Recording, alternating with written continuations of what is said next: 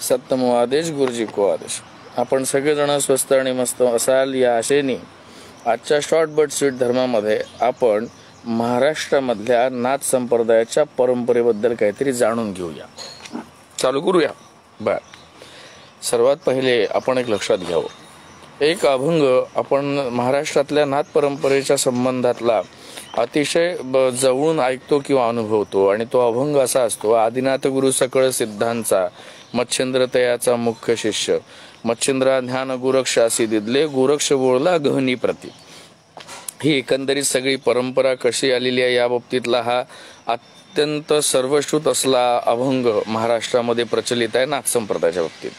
परंतु आपल्याला आपण नाथ संप्रदाय असून सुद्धा किती गोष्टी कमी माहिती आहे आणि किती आपल्याला माहिती करून घ्यायला पाहिजे याचं चिंतन जर केलं तर आपल्या लक्षात येईल की आपल्याला फार कमी माहिती असते बरं का।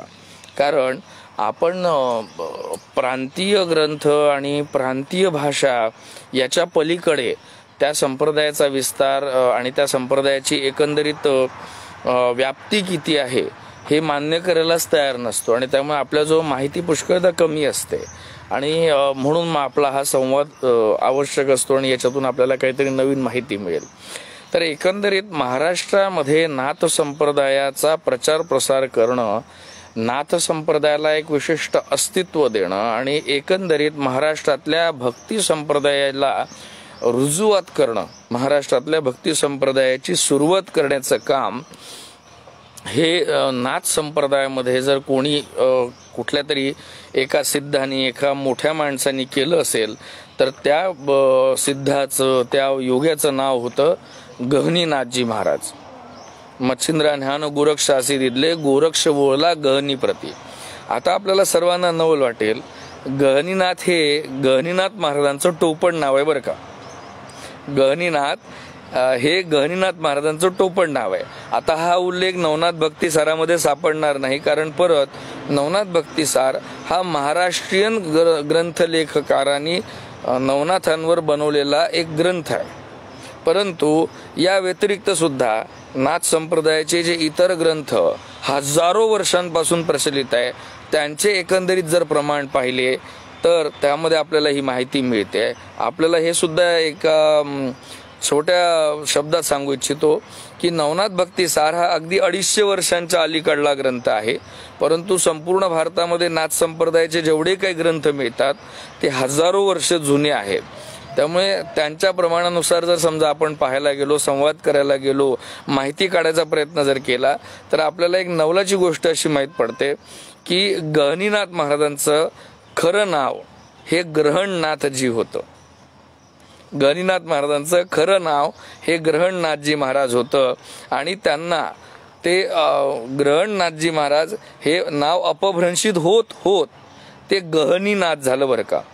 त्यामुळे अजूनही पुष्कळशा ठिकाणी जुन्या ग्रंथांमध्ये म्हणजे अगदी जे प्रमाणभूत ग्रंथ समजले जातात, ज्याच्यावरून इतिहासकार नोंदी घेतात नाथ संप्रदायाच्या बाबतीतले, त्या ग्रंथांमध्ये जर तुम्ही पाहिलं तर तुम्हाला गहनीनाथ हा शब्द सापडणार नाही, तिथे तुम्हाला ग्रहणनाथ हा शब्द सापडेल।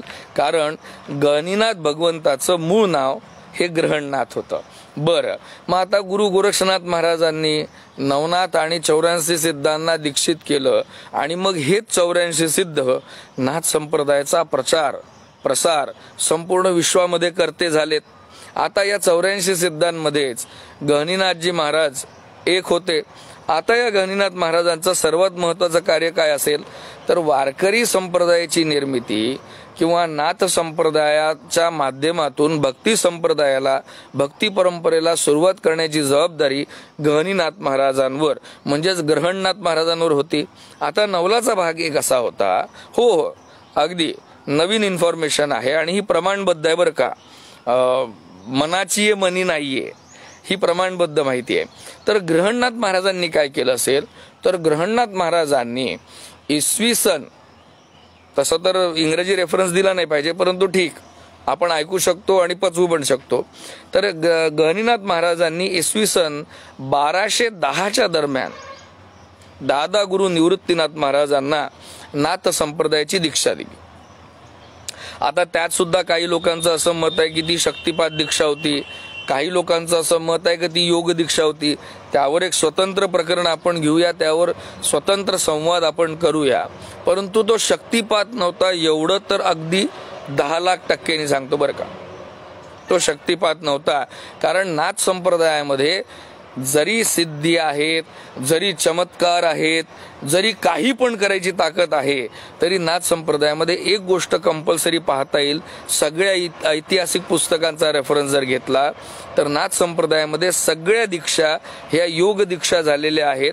आणि दीक्षा झाल्यानंतर त्या योग्याला, त्या सिद्धाला तप करायसाठी जाण्याची सूचना स्वतः गुरु महाराजांनी, सद्गुरुनाथांनी केलेली आहे. त्यामुळे ते इन्स्टंट मॅगी नूडल्स सारखं कुठली दीक्षा चमत्कार झालेले नाहीत. त्यासाठी तपानी त्यांना तपवलं गेलं आणि म्हणूनच नाथ संप्रदायासारखा मोठा तत्वज्ञान सांगणारा संप्रदाय निर्माण झाला. असो, तर गोरक्षनाथ महाराजांनी ग्रहणनाथ महाराजांना म्हणजे गहिनीनाथ महाराजांना दीक्षित केलं. आणि गहिनीनाथ महाराजांनी, ग्रहणनाथ महाराजांनी कृष्ण भक्ती ही या भक्ती मार्गात प्रवेशित करून दादा गुरु निवृत्तीनाथ महाराजांना दीक्षा दिली. ही जी दीक्षा दिल्या गेली, ही दीक्षा इसवी सन 1210 मध्ये दिल्या गेली. आता या 1210च्या दरम्यान दादा गुरु निवृत्तीनाथ महाराजांचं शरीराचं वय, मुद्दामून शब्द वापरतोय, या दरम्यान दादा गुरु निवृत्तीनाथ महाराजांचं शारीरिक वय एकंदरीत 10 ते 12 वर्षांच्या दरम्यान असेल. आणि त्याच कोवळ्या वयामध्ये दादा गुरु निवृत्तीनाथ महाराजांच्या संपूर्ण जीवनाचा एक प्रचंड मोठा आमूलाग्र असा बदल घडला. ते म्हणजे निवृत्ती दादा हा निवृत्तीनाथ झालेत बरं का. आणि निवृत्ती मार्ग या संपूर्ण जगाला दाखवण्यासाठी हा निवृत्तीनाथ ग्रहणनाथजी किंवा गहिनीनाथजी महाराजांकडून दीक्षित झाला. बरं, यात नवलाची गोष्ट अशी होती की गहिनीनाथ महाराजांनी महाराष्ट्रामध्ये नाथ संप्रदायाचा प्रचार प्रसार करत असताना, ग्रहणनाथ महाराजांनी किंवा गहिनीनाथ महाराजांनी महाराष्ट्रामध्ये नाथ संप्रदायाच्या तत्वज्ञानाचा प्रचार आणि प्रसार करत असताना गोरक्षनाथ महाराजांकडून दीक्षा घेतली. आणि हाच उपदेश पुढे निवृत्तीनाथ महाराजांच्या व्यतिरिक्त अमरनाथ महाराजांना पण दिला. हा नवलाचा भाग आहे बरं का. गहिनीनाथ महाराज उर्फ ग्रहणनाथजी महाराज यांचे 2 शिष्य होते. आपल्याला फक्त एकच माहिती आहे, कारण आपण माहिती करून घ्यायचा प्रयत्नही करत नाही आणि आपल्या भाषेमध्ये जेवढे ग्रंथ उपलब्ध आहेत त्यावरच आपण असं समजूत करून घेतो की तीच माहिती परिपूर्ण आहे. परंतु नाही, ग्रहणनाथ महाराजांनी महाराष्ट्रामध्ये नाथ संप्रदायाच्या तत्वज्ञानाचा प्रचार प्रसार करण्यासाठी, ते तत्वज्ञान जनमानसामध्ये रुजण्यासाठी 2 शिष्यांना दीक्षित केलं. एक होते दादा गुरु निवृत्तीनाथ महाराज आणि दुसरे होते अमरनाथजी महाराज. आणि आता तुम्हाला परत नवल वाटेल की दादा गुरु निवृत्तीनाथ महाराजांच्या एकंदरीत स्फुट रचना आहे, अभंग रचना आहेत. त्या जवळपास 1,500 ते 2,500 अशा अभंग रचना निवृत्तीनाथ दादांच्या येतील. परंतु निवृत्तीनाथ दादांनी वैयक्तिक असा कुठलाही ग्रंथ लिहिला नाही, कारण त्यांनी ते सर्व तत्वज्ञान ज्ञानोबांना, अनुक्रमे मुक्ताई आईसाहेबांना, सोपान काकांना प्रकाशित करायला लावलं. तो एकंदरीत शिष्य परंपरेचा त्यांनी ठरवलेला भाग होता. परंतु गोरक्षगीता नावाचा एक ग्रंथ आहे जो 21 प्रकरणांचा आहे. गोरक्षगीता नावाचा एक ग्रंथ आहे जो 21 प्रकरणांचा आहे. आणि हा श्रद्धायुक्त तर आहेच आहे, प्रमाणबद्ध असा एक ग्रंथ आहे जो 21 अध्यायांमध्ये मोडला जातो. गोरक्षगीता हे त्याचं नाव आहे. 21 अध्यायांमध्ये मोडला जातो. आणि या गोरक्षगीता ग्रंथामध्ये एकंदरीत गोरक्षनाथ महाराजांचं योगाविषयीचं ज्ञान, गोरक्षनाथ महाराजांचं अद्वैताविषयीचं प्रबोधन, गोरक्षनाथ महाराजांची एकंदरीत संपूर्ण शिकवण ही प्रगट झालेली आहे. आणि हा गोरक्षगीता ग्रंथ अमरनाथ महाराजांनी लिहिलेला आहे. आता मग हे अमरनाथ महाराज कोण असतील, परत एकदा सांगतो. अमरनाथ महाराज हे दादा गुरु निवृत्तीनाथ महाराजांचे गुरुबंधू. निवृत्तीनाथ महाराज आणि अमरनाथ हे दोघंही गुरुबंधू होते. आणि या दोघांचे गुरु कोण असतील? गहिनीनाथ महाराज उर्फ ग्रहणनाथजी महाराज. अमरनाथ महाराजांनी एकंदरीत वारकरी संप्रदायाच्या तत्वज्ञानाचा प्रचार प्रसार करत असताना साधू परंपरेकडे विशेषतः लक्ष दिलं. ज्यामध्ये आजही 12 पंथ असतील किंवा वेगवेगळ्या नाथ संप्रदायाच्या शाखा असतील, परंतु दादा गुरु निवृत्तीनाथ महाराजांनी या नाथ संप्रदायाचं संपूर्ण तत्वज्ञान हे ज्ञानदेवांना देऊन पुढे त्याद्वारे अमृतानुभव, चांगदेव 65, ज्ञानेश्वरी, अनेकोत्तम स्फुट रचना, मुक्ताई आईसाहेब, सोपान काका यांच्या माध्यमातून वारकरी तत्वज्ञान म्हणून पुढे आणलं. त्यामुळे यानंतर महाराष्ट्रामध्ये वारकरी संप्रदायाच्या बाबतीत बोलत असताना, नाथ संप्रदायाचा विचार करत असताना गहिनीनाथ महाराजांकडून उपदेश झालेले 2 प्रमुख शिष्य आहेत, हे लक्षात ठेवावं बरं का. एक म्हणजे दादा गुरु निवृत्तीनाथ महाराज आणि दुसरे म्हणजे सद्गुरू अमरनाथजी महाराज. ही नवीन माहिती आपल्याला सगळ्यांना पहिल्यांदाच ऐकायला भेटली असेल आणि ती आवडली पण असेल, नाही का. असो, सिद्ध सद्गुरु शांतिनाथ विजय तेतराम, नाथजी गुरुजी भली करे, गुरु गोरखनाथ जी भली करे.